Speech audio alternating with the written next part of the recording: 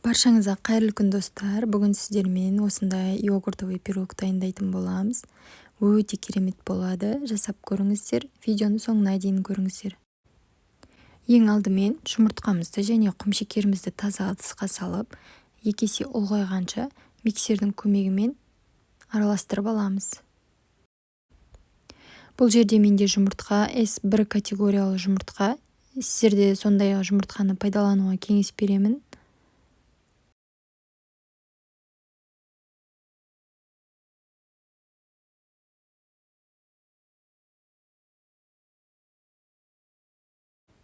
Міне біздің жұмыртқамыз бен құмшекеріміз осындай үлкен болып миксерленді. Енді бөлме температурасындағы сары майымызды саламыз. Менде 72,5% станичный сары майы. Мен кез келген пирогқа осы сары майды қолданамын. Сары майымызды да жақсылап миксерлеп аламыз.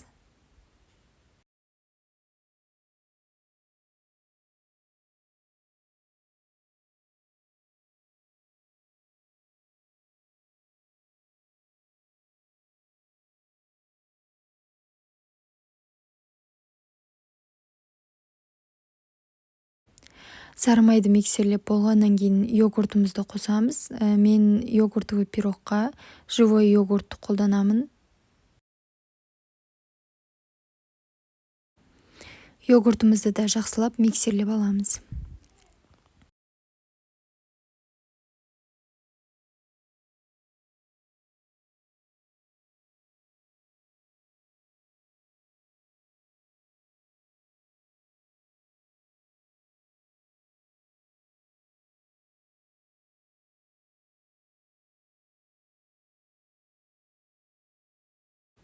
Йогуртымызды қосып, жақсылап миксерлеп алғаннан кейін електен өткізілген ұнымызға қамыр қопсытқышымызды, яғни разрыхительді қосып, араластырып аламыз.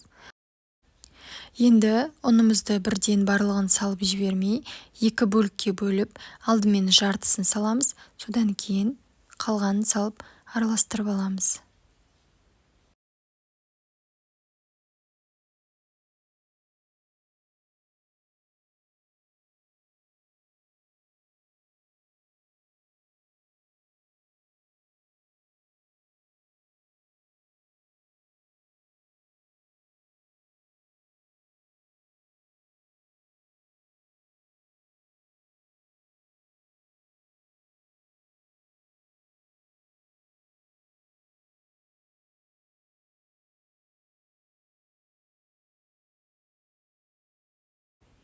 Видеода көргендеріңізде мен тек ұнымыздың жартысын ғана салдым, миксерлеп алдым және енді тағы да жартысын салып, жақсылап миксерлеп аламыз.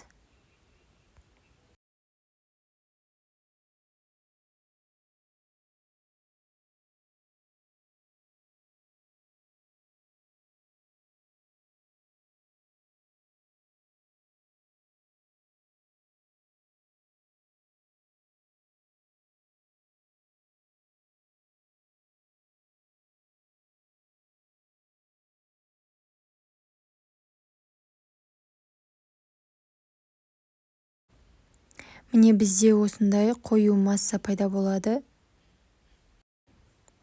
Осындай формаларыңызға пергамент қағазын төсеп, үстіне қою массаны құйып орналастырамыз. Бұл жерде менің формам 24 сантиметрлік. Сіздер өздеріңізде бар ыңғайлы формамен жасай берсеңіздер болады.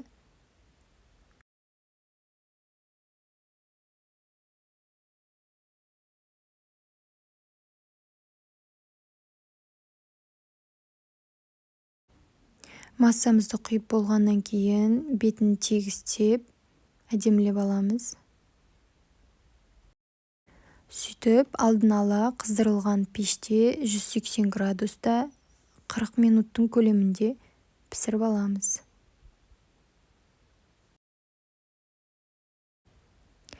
Мінекей достар, менің йогуртовый пирогым дайын болды. Сіздерге де жасап көруге кеңес беремін. Йогуртты өздеріңіздің қалауларыңызға қарай сәндесеңіздер болады. Ал мен йогурттың өзін жағып, бетіне дән септім. Сол кезде өте дәмді болады. Жасап көріңіздер, ас болсын.